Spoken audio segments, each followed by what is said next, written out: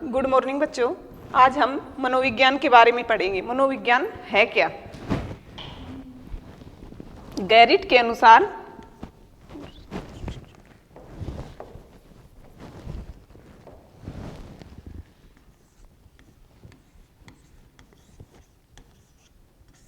Garrett एक मनोवैज्ञानिक है। इसने मनोविज्ञान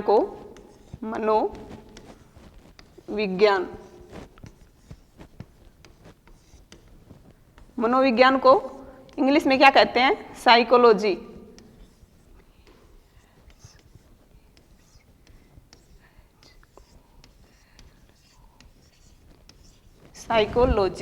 साइकोलॉजी शब्द दो शब्दों से मिलकर बना है, साइकी और लोगस। साइकी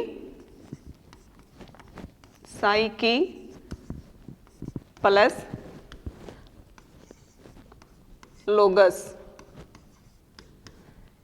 साइकी का अर्थ क्या होता है? आत्मा। साइकी का अर्थ है आत्मा और लोगस का अर्थ है अध्ययन करना। मनोविज्ञान का शाब्दिक अर्थ क्या हुआ? आत्मा का अध्ययन करना। शाब्दिक अर्थ हुआ मनोविज्ञान का शाब्दिक अर्थ है आत्मा का अध्ययन। आत्मा का अध्ययन।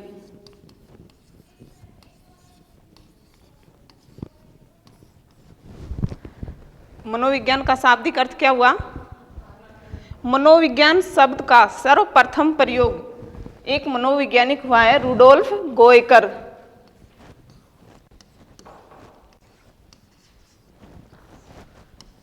गोएकर ने एक पुस्तक लिखी थी, साइकोलॉजिया। इसकी पुस्तक का नाम है साइकोलॉजिया। रुडोल्फ गोएकर की पुस्तक का नाम है साइकोलॉजिया। ये 1590 में इसने लिखी थी। इसने साइकोलॉजी शब्द का सर्वप्रथम प्रयोग इस पुस्तक में किया था। साइकोलॉजी शब्द का सर्वप्रथम प्रयोग किसने किया था? रुडोल्फ गोएकर ने। इसकी पुस्तक का क्या नाम है? इस पुस्तक में ही इसने साइकोलॉजी शब्द का सर्वप्रथम प्रयोग किया था और ये 1590 में लिखी गई थी।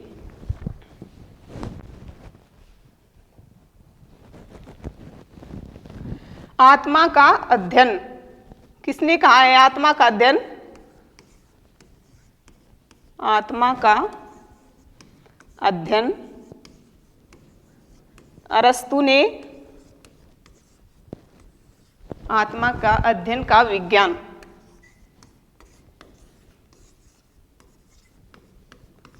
आत्मा के अध्ययन का विज्ञान मानने वाले मनोवैज्ञानिक थे अरस्तु, प्लेटो। अरस्तु के शिष्य का नाम है प्लेटो, अरस्तु, डेकार्टे।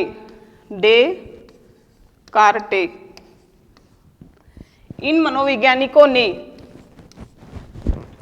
साइकोलॉजी को क्या बताया कि ये आत्मा का ही विज्ञान है। विज्ञान किसको मानता है? मूर्त वस्तुओं को, और जिन पर प्रयोग किया जा सके। विज्ञान तो वही होता है ना। और इन्होंने कहा आत्मा का अध्ययन ही साइकोलॉजी है। आत्मा हमें दिखाई देती है? नहीं दिखाई देती। आत्मा पर हम कैसे अध्ययन कर सकते हैं? तो 16वीं शताब्दी तक तो इसको आत्मा का अध्ययन मानते रहे, लेकिन जब 17वीं शताब्दी आई तो इस मत पर खंडन कर दिया गया कि आत्मा न तो दिखाई देती है, न इस पर प्रयोग किए जा सकते, न ये मूर्त है, तो ये विज्ञान कहाँ से हुआ? इसके बाद इसको मन या मस्तिष्क का विज्ञान माना जाने लगा। मन या मस्तिष्क का विज्ञान। मन या मस्तिष्क का विज्ञान मानने वाले मनोवैज्ञानिक थे पैम्पानोजी,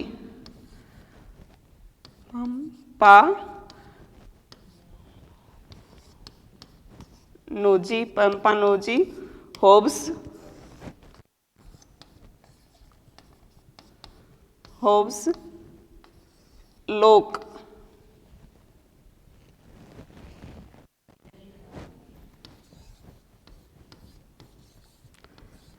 ये मनोवैज्ञानिक हुए। उन्होंने कहा कि हम जो भी करते हैं मन और मस्तिष्क के माध्यम से ही हम करते हैं। लेकिन मन हमारे 5 ज्ञानेंद्रियां होती है। कौन कौन सी होती है? आँख, नाक, कान, जीभ, त्वचा और हो गई 5। तो ये इनमें जो भी हम क्रिया करते हैं वो सारी क्रिया कहाँ पर जाती है? हमारी मस्तिष्क में। मस्तिष्क में जाने के बाद ही हम कुछ डिसीजन ले पाते हैं। इसके पश्चात इन्होंने कहा कि जो भी क्रियाएं करेंगे वे हमारे मस्तिष्क की होंगी, लेकिन हमारा मन हमें दिखाई देता है? नहीं दिखाई देता। इस पे प्रयोग कर सकते हैं हम? नहीं कर सकते। ये मूर्त है? नहीं है, अमूर्त है। अमूर्त वस्तुओं पर हम कभी प्रयोग नहीं कर सकते हैं। तो इन्होंने भी इस मत का खंडन कर दिया गया।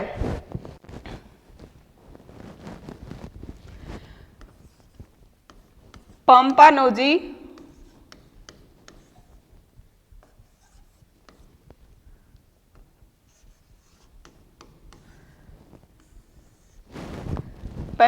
ने भी जिस तरह आत्मा का अध्ययन किया था ना, इसने साइकी शब्द का, साइकोलॉजी का साइकी और लोगस में 2 में विभाजन किया है और दोनों का अलग अलग मत दिया है।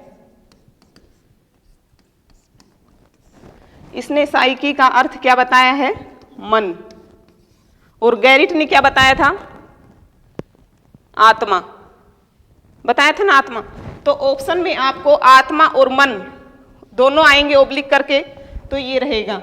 और खाली मन दे दिया और अलग अलग दे दिए तो उसमें मन रहेगा, आत्मा रहेगी तो आत्मा और मन रहेगा तो मन। पैम्पानोजी और गैरिट ने अलग अलग माना है। पैम्पानोजी ने तो मन माना है और गैरिट ने आत्मा माना है। ठीक है, इसने इसका विभाजन किया है। इस लोगस का अर्थ इसने अध्ययन ही बताया है।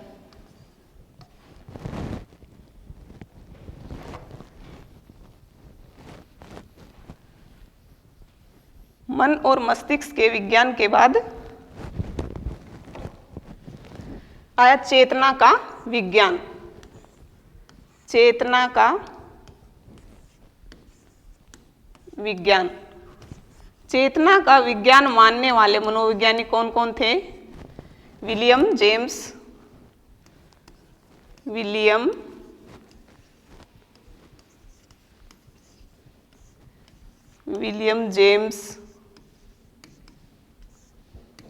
वुंट,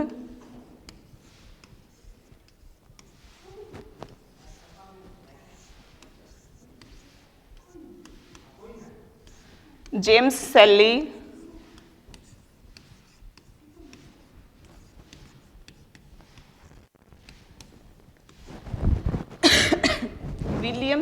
विलियम वुंट और जेम्स सेली ने इसे चेतना का विज्ञान माना है। चेतना, इन्होंने विलियम जेम्स ने एक पुस्तक लिखी थी, प्रिंसिपल ऑफ साइकोलॉजी।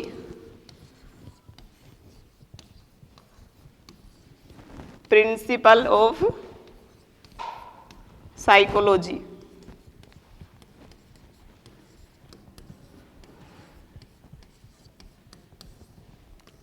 किसकी पुस्तक का नाम है principle of psychology? William James की पुस्तक का नाम है principle of psychology. William Wundt ने कहा कि चेतन अवस्था होती है, इस पर हम प्रयोग कर सकते हैं। फ्राइड ने तो चेतन अवस्था का ही 3 भागों में डिवाइड कर दिया गया था, चेतन, अचेतन और अर्ध चेतन। इसने कहा कि ये मन या मस्तिष्क का विज्ञान नहीं हो सकता, जब तक हमारे अंदर चेतना नहीं होगी तो हम इस पर कुछ भी नहीं कर सकते हैं। विलियम वुंट ने प्रथम प्रयोगशाला स्थापित की थी। प्रथम प्रयोगशाला किसने स्थापित की थी? प्रथम प्रयोगशाला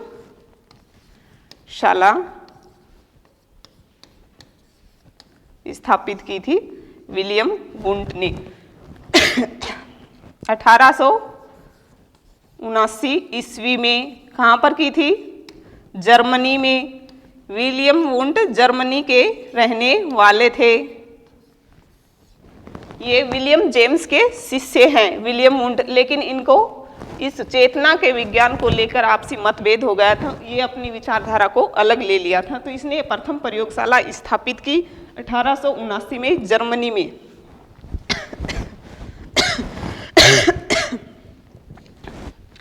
जर्मनी का एक शहर था लिपजिंग।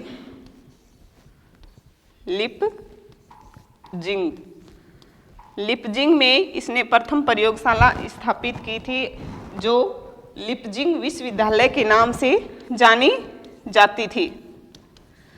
वर्तमान में इसका नाम है कार्ल मार्क्स विश्वविद्यालय।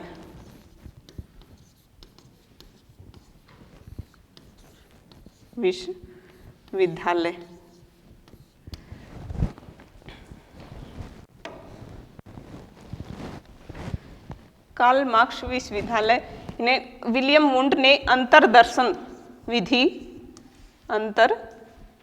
विधि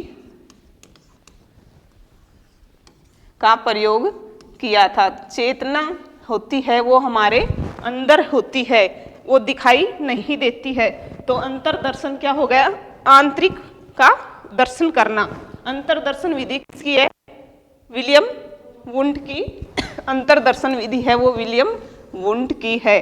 1880 ईस्वी में विलियम वुंड ने मनोविज्ञान को एक स्वतंत्र विषय का दर्जा दिलवाया था। किसने दिलवाया था? विलियम वुंड ने मनोविज्ञान को स्वतंत्र विषय का दर्जा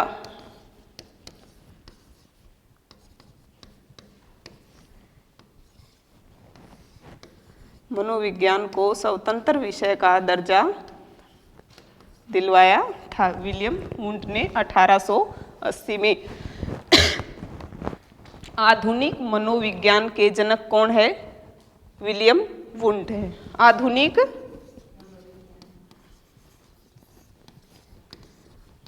आधुनिक मनोविज्ञान के जनक कौन है? विलियम वुंड है।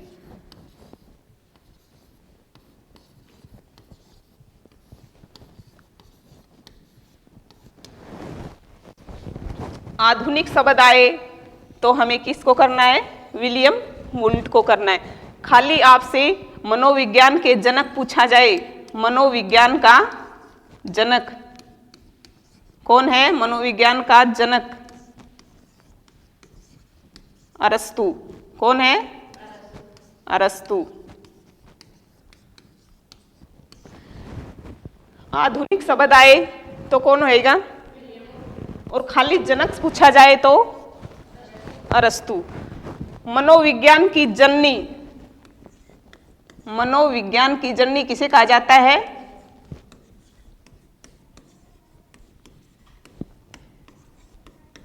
मनोविज्ञान की जननी शब्द आए किसे कहा जाता है? दर्शन शास्त्र को। मनोविज्ञान की जननी दर्शन शास्त्र को कहा जाता है। तो ये तीनों शब्द अलग अलग हैं। आधुनिक में विलियम वुंड, जनक में अरस्तु और जननी दर्शन शास्त्र।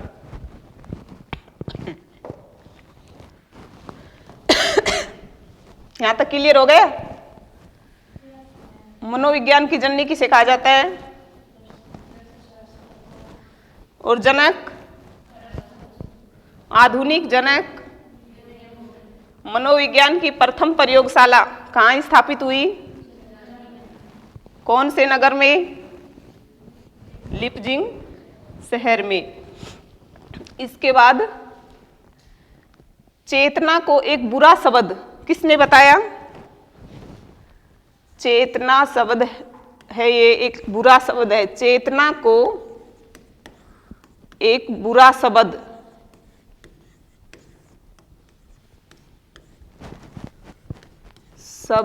किसने कहा? बहुत ही मोस्ट इंपॉर्टेंट क्वेश्चन है। किसने?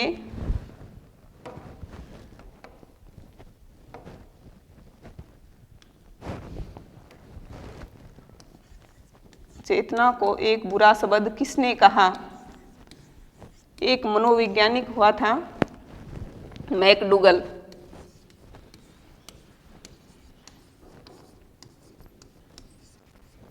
मैकडूगल ने कहा कि जो चेतना है ये एक बुरा शब्द है।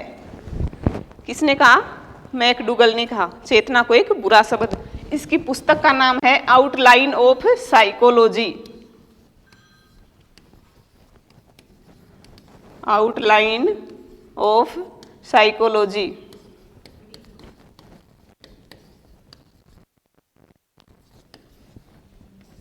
इस पुस्तक की पृष्ठ संख्या 16 पे इसने चेतना को एक बुरा शब्द बताया है। चेतना को बुरा शब्द किसने कहा? किसने कहा? मैकडूगल ने। इसकी पुस्तक का क्या नाम है? इसकी पृष्ठ संख्या 16 पे चेतना को इसने एक बुरा शब्द कह के हटा दिया कि चेतना नाम की कोई वस्तु नहीं होती है। इसके बाद 20वीं शताब्दी में मनोविज्ञान को व्यवहार का विज्ञान कहा जाने लगा। व्यवहार का विज्ञान। व्यवहार का विज्ञान। कौन सी शताब्दी? 20वीं शताब्दी। किसने कहा? इसके मनोवैज्ञानिक का नाम है वॉटसन। जेबी। कौन सा वॉटसन? जेबी वॉटसन। इसके समर्थक कौन कौन है? समर्थक में नाम है वुडवर्थ,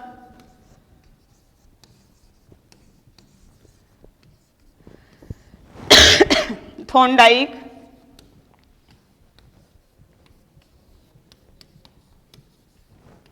स्किनर,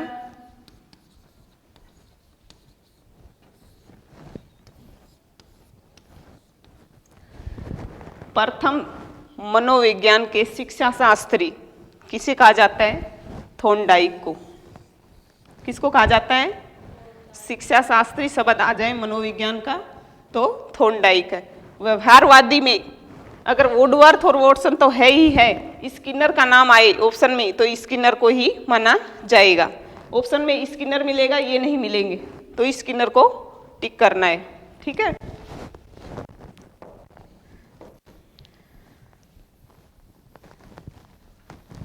इन्होंने क्या बताया कि वर्तमान में मनोविज्ञान है वो व्यवहार का विज्ञान है।